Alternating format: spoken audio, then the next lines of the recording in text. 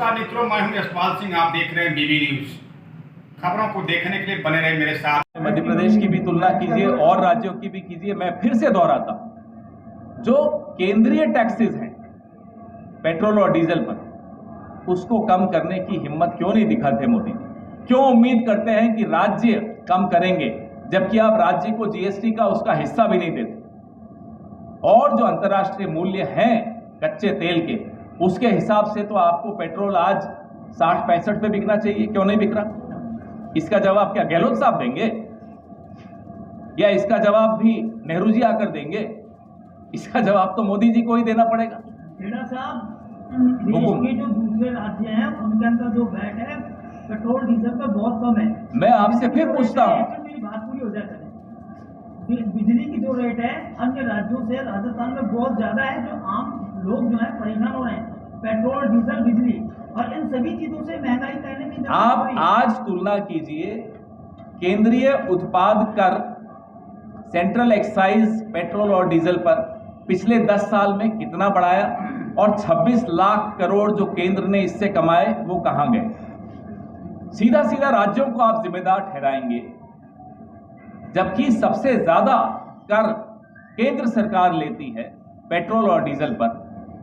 तो अब चुनाव के वक्त आकर आप गहलोत साहब को कहें कि साहब आपने क्यों नहीं कम किया, तो साहब अंतर्राष्ट्रीय मूल्य तो बहुत कम हो गए थे, आपने क्या किया?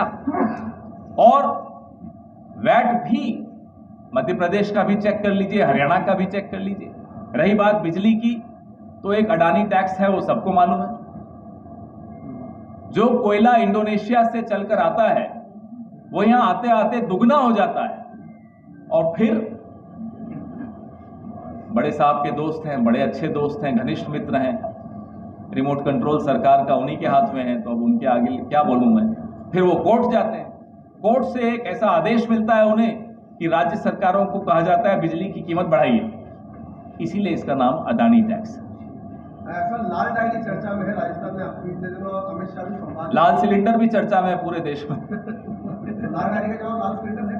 लाल डायरी खोल तो दें, निकलेगा ना, फिर संजीवनी भी आएगी, उसमें सब कुछ लिखा हुआ होगा। उसमें हिम्मत है तो खोलें लाल डायरी, और संजीवनी के विषय में बताएं लोगों को क्या लिखा है। हिम्मत है तो बताएं कि क्या खरीद फरोख्त हो रही थी उस वक्त, बताइए। और लाल सिलेंडर जरूर साथ में रखिए जब लाल डायरी खोले तो।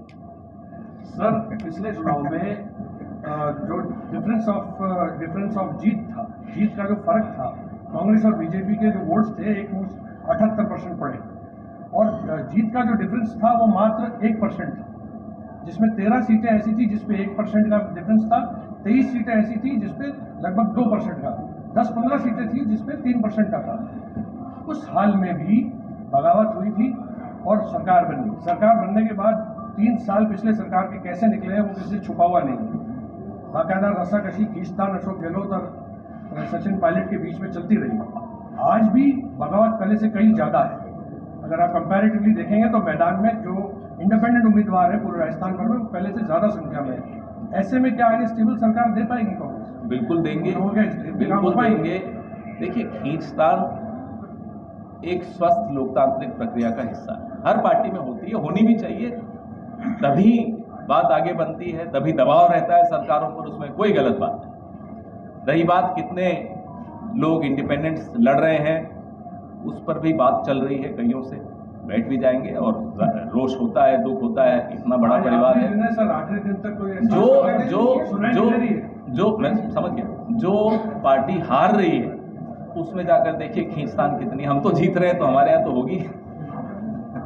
सर, बीजेपी का आरोप रहता है कि कांग्रेस